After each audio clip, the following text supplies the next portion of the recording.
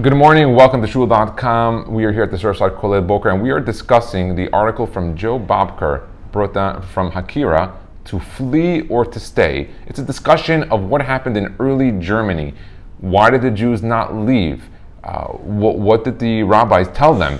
What happened? Who survived? Which communities survived? Which Hasidic groups survived? It's a very interesting controversial topic, and I only started to go into it. I've read this years ago. I only pulled it back up because of what we see happening in the United States, which is clear to us that this exile is no different than any other one that we've been in, and there is a good chance that this one is going to end just like the other exiles. We've never been in an exile that has ended positively, unfortunately. We have had to leave. I saw yesterday one of the Jewish individual who spoke in front of Congress, and who said, I don't understand. We thought it would have been different here. We contribute to the communities, we contribute to the society, we create products and businesses, and we try to do everything, and every country just ends up spitting us out. It's just a constant reminder. And I was wondering, why is this? And if you look at Abraham Avinu, when Nimrod is out to kill him because he ended up making fun of the idols, he told Nimrod, "You're not God. You can't be God." He said, "If you are God, it's very simple. If you're saying Nimrod, you're God, no problem. The sun rises in the east, sets in the west. Do me a favor, tomorrow morning, let it rise in the west and set in the east if you're God." When Nimrod heard this, he realized he was dealing with someone who was a little bit more intelligent than he thought, and he wanted to kill him. And he ended up doing? Throwing him into the Ur Kasdim. And seemingly this has been the custom of every single country, that no matter what we have done for them, they did what Nimrod does to us. They throw us out. Some of them have thrown us literally into a burning furnace like Hitler did, but for the most part, they are following what Nimrod had done. And this has been a constant reminder, Ma'aseh Avot Siman Labanim, that they always ended up throwing us out. They asked recently a professor in one of the universities, I tried to find the article, I couldn't find it, but they asked him, and I heard about it, that they asked him, what do the Jews need to do to prevent anti-Semitism? Very good question. What could Jews do and that people would not hate them? They asked this professor, not that this professor is someone that you should listen to. I don't recommend it, even if he's a professor of a poison Ivy League school. I don't care. So what exactly you think he said?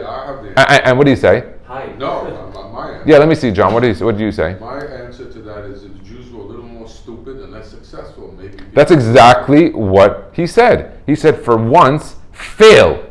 He goes, you guys it just works. He goes, even the ones that don't even try, it works. This is the blessing of God. And even though we're hard workers and we put a lot of effort into what we do, and we have a very simple method. Listen, you look at the Jewish society, it's very unique. Why is it that intelligence is like this? First, we're very careful what we eat. We're careful what we look at. We have a lot of restrictions on ourselves, which helps. Number two, let's say you take an intelligent rabbi. He spends his whole day learning, reading, understanding, knowledgeable. What do you do with that rabbi? You take him and his daughter. Do you marry her off to a fool? No. You marry off to another intelligent family. And we've been doing this for the last 3,000 years. When you intermarry knowledgeable and successful people, then what do? You have a good, successful businessman. His father is very knowledgeable in business. He's a lawyer, let's say, or a doctor. What do? His kid, he says, listen, I want you to marry another family doctor. They marry another family doctor. Next thing you know, you have 8 doctors in the family, between them and their children. This system works. But if you look at the Gentiles, whenever they take the most of their successful people, especially today, the leftist liberals, many of them, even the most successful, they become gay or homosexuals. And what ends up happening, they take from the best and the most intelligent, and they cut off any future generations from continuing on. And just on this basis alone, you could see that our system, which anyone can follow, any society can follow, works. And if other societies would do the same, it would work. But if you look at the other societies, I'll give you a better example. Look at the priests. Generally, who were the priests they were the smartest of their nation. What'd you do with that guy? You made him celibate. You took the smartest guy out of your society and you told him no children for you. Well, how does that? I think a lot of them wanted. I think a lot of gay people wanted to go become a priest because it was a great cover for centuries. It wasn't acceptable if you're gay, and you don't have a wife. You're supposedly celibate. But we don't know what happened behind closed doors. And the reason why it happened behind closed doors is because God created the world in a natural state. A man is supposed to be together with a woman. That is the normal state. You want to take that away to create your own new ideology, it's only going to backfire, and it backfires behind closed doors. And we see what happened, whether it was with kids or with other men and things of that nature. It's important today to understand what happened, because by knowing this, we can prevent it. And the Jewish society, of course, has their own issues. There's no question. Nobody's perfect. There's no society that's perfect. But at least we want to understand what the basis of all this is. Yes, John? I think that when we say Etz Chaim, Yeah. right? A tree of life. No, Shemachzikim, Yeah, it's Chaim la mahzikin ba. It's a tree of life to those who hold on to it. which means Torah. Yes. So in order to hold on to Torah, you have to be literate. You That's can't- true. You can't be ignorant. That's true. So, and this is going generations. So Jews have always been educated. Yes, for sure. Reading, writing, education, math, those were always at the core of the Jewish religion. And also, if you do that, and you're a practicing Jew, then it leads to other stuff that you have to do, which educates you even further. For sure. And listen, It becomes a genetic. and all these things work. Like, for example, I told you with the case of doctors and lawyers, where generally, you see today, guy's a good lawyer, he wants his son to marry also a family lawyer. Oh yeah, she's also studying in law school. This is how it works. Of course. My father was a lawyer, 5 kids, no lawyers. And the doctors, they told my sister and I are doctors, but we told our kids. Listen, doctor, listen. For every, they say, lechol klal yetzoseh min haklal. For every rule, there's an exception to the rule. That's the famous rule. Okay, let's continue. Let's go into it. We are on page 32 out of 38. So, in an amazing mea culpa, Rav Tuchtel confesses my sin. I too despise the rebuilding of the land, because I heard unqualified statements made by many Orthodox Jews, which became firmly implanted in my heart. I did not concern myself with this matter at all, because I was preoccupied with learning, teaching, and writing volumes on the Talmud and its commentaries, as well as responses to questions regarding the word of Hashem. I only delved into this halakha after we suffered afflictions in this bitter exile. Hashem enlightened me, and I saw that those all.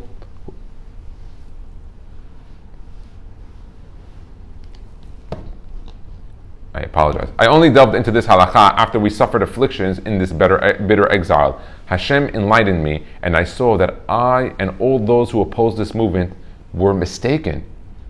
I admit and say that which I previously told you was mistaken, just like Rava and other great Talmudic sages did. What does he mean? Let's take a look at 72 on the bottom. In Shabbat 63b, there were rabbis who seemingly might have made mistakes, and they said, so what is Rav Techtel telling us? He made a mistake. He was so focused on everything else that he didn't fully evaluate the halachic ramifications of going to Israel and building the land. And he realized when the exile was coming after him, and we say, Af gamzot be'eretz oyvehem lo me'astim ve'lo ge'altin lechaldotam, that even when you're in the land of the enemies, I'm not going to fully destroy you. I'm always going to keep a portion of the Jewish nation. But how did the Torah reference that in the Tefillah? Be'eretz oyvehem, in the land of your enemies. The reference to the exile is, don't forget, you're in the land of your enemy. He might be patient with you, he might be respectful because of what you offer, or because they want to have rights, civil rights, human rights, but don't forget, this is the land of your enemy. Not literally that they may all feel that, but when it comes out, we see what happened. From October till 7th till now, we've seen more anti-Semitism than we've ever seen. And the question I ask, I always say, why? It's always been there. It's always been there. It's just now the switch turned on. Yeah, John. That the United States could be something a little different. Well, what we're seeing now is no, it's not. I know. It's not. That's the that was, and by the way, because really, the United States didn't really belong to the Germans or this or that. It's whoever came. Well, that's So not it was okay. a So collective type of a thing. John, you should know this. Majority of the United States Foundation is based on Germans. Those who know that from Midwest, they're majority of Germans. So if someone knows they are, I mean, today they don't speak German, but look at the Amish. Look at those that came in. Speak Yiddish. Yeah, if you look into it, you'll see that. Let's continue. When he no longer felt safe in the attic, Rav Tachtel tried to escape to Bratislava with part of his family, but was caught in January 1945. Wow, literally just at the end. Thrown onto a train bound for a death camp, the 60-year-old rabbi was tortured and beaten to death by some Lithuanian passengers. Not even from the thing. They hated him. They when they had the opportunity, they were ready. Yeah, while the Nazis looked the other way. I mean, the Nazis didn't kill him. The Lithuanian passengers killed him. His family continued on and were all murdered at their destinations. 90 days later, Hitler committed suicide and Germany surrendered. I'm just going to add, Hitler did not commit suicide because we never found Hitler's body. The body they did found was taken by Russia. A few years ago, they evaluated and found out that it was a 30-year-old female. We don't know what happened to Hitler. Chances are he did survive the war because we have never found him and we don't know what happened. 30-year-old female, his wife? I mean, well, we don't know. We don't know if it was ever Braun. She was about... Again, we don't know, but one thing we know, that body that they were saying was Hitler, the moment that they evaluated and looked into it, they found it was definitely not his age and definitely not the right gender. That alone tells us that it was not him. We don't know what happened. Chances are many of the SS and of the German Nazis, they fled to South America very successfully. Adolf Eichmann and many others. Some of them were caught, some were not caught. There are towns in South America till today that speak only German. And those who will research will find out that till today, 2023, there are entire towns and villages that know that they descend from these Germans. They speak German till today, and they keep their customs, just as during that. Conclusion. The fact is, not a single Jew knew whether his decision, made with the best of intent, would save a life or hasten a death. One Jew's survival often depended on another Jew's death. What Professor Lawrence L. Langer, one of the foremost scholars of the Holocaust, calls the choiceless choice, because meaning you don't know what to do. Thousands of good, sensible, mature Jewish leaders made catastrophic personal decisions only because they were human. And he says here, the chief rabbi of Osijek, capital of Slovenia, survived the war, and in blunt reminiscence side, the rabbis who survived were simply fortunate, not clever. It was just mazal. God just determined it. Flip of a coin. Yeah, but- class. Huh? But according to... Listen, remember, I told you this is a conflicting article. We're going to bring a lot of different opinions, and this is the reason we're learning. Right. It was impossible to think wisely or act sensibly when entire populations were infected with Satan's motto, from paradise lost, evil be thou my good. The very torture and murder of 6 million Jews, including the creme de la creme of Orthodox European society, and a staggering who's who of Torah giants, proved that rabbinic decisions in the midst of mayhem, murder, and immorality can never be perfect. That we're in a situation that it just wasn't possible to give good decisions. It was just everyone was under too much stress. There was too much going on. In the 1950s, a group of Orthodox Holocaust survivors in Israel and New York formed the Institute for Research of the Problems of Ultra-Orthodox Jews. Their aim was to publish a Hebrew language memorial, Ele Eskera, these I will remember, containing the biographies of leading rabbis who were murdered in the Holocaust, Al Kiddush Hashem. The ambitious program stretched to 7 volumes with a total of 368 biographies consisting of 3 pages each describing the life and death of a Torah martyr. But after the first editions, the editors soon ran into a problem. Instead of coming across as a testimony of heroic spiritual resistance, the sheer volume and heartbreaking intricate details were spiritually numbing and disorienting. The bestiality committed against the wisest of all Jews was especially confusing and challenging to the faith of the young. The concern was apparent. Flipping through so many unbearable photos and gruesome facts of saintly Torah pietists and their families humiliated, tortured, and cruelly murdered might be seen as an indictment of a failed Da'at Torah. Instead of giving chizuk to the emotionally bruised survivors and inspiration to future generations, it had the opposite effect. It spiritually anesthetized readers who were frightened and stunned by the consequences of the decision of so many sages of Israel. No more editions were printed. They had to stop the printing because after doing all the work, they realized, like, wow, how did everyone, so many, get it wrong? This is not going to help anybody. And they stopped the production. We'll What is continue. this called? This was called Ele Iskera. These I will remember. And there is one volume printed, he says here. Let's take a look. A little bit more. The most distinguished of Torah leaders were fallible, with human strengths and human weaknesses. How could it be otherwise? Prophecy had ceased to exist. Like the Gemara tells us, there are no crystal balls in Judaism. There were no fail-safe solutions, no reliable roadmaps, nor any precedents to resist state-supported factories of genocide. From within the European inferno, none could foresee the future, nor is there anything in Torah or Hasidic doctrine to suggest they would. Advice was only as good as knowledge of the situation, which changed by the hour. In other words, harsh reality, not wise Rabbanim, ruled. Consider, initially, several major Rabbanim, Rabbi Yehoshua Moshe Aharonson, in the Kunim camp, and Rabbi Abraham Dov Ber Kahani Shapiro in the Kovno ghetto, assumed that taking work papers from the SS ensured a few more days of survival, and thus encouraged it. As it turned out, these Jews were immediately deported and murdered.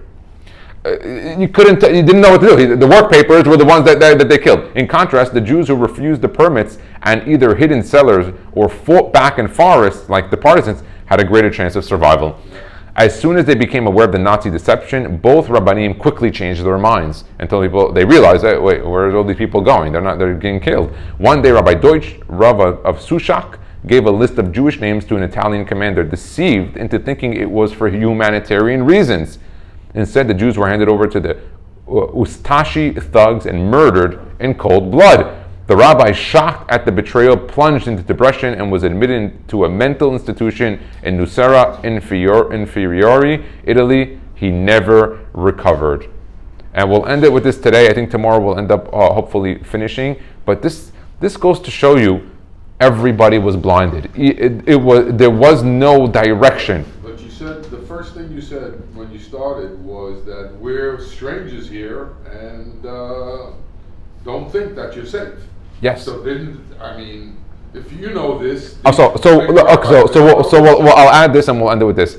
How long were we in America for? America was established in 1776. There were Jews that were here from the 1600s. Here, there were Jews that came with Christopher Columbus on his boat. We know that because from his diary on the upper left hand, right hand, there's our diaries that say BH on it, like Baruch Hashem on it. What says BH? BH on the diaries of Christopher Columbus. They say he was a Marano. Now, and many Maranos, remember, when did he leave? 1492. He set on the ocean. Now, when he set out to go sail, that was 1492. What was happening in 1492 in Spain? The same King Ferdinand and Isabella sent them out. At that same time, there was Inquisition. They were throwing Jews out. So Jews said, "Listen, if you're going to a new world, we'll come along." And many Jews came along in order to try to find a new world. And so they've been here for how many years? 200-300 years? You know, there were Jews in Germany for 1,000 years.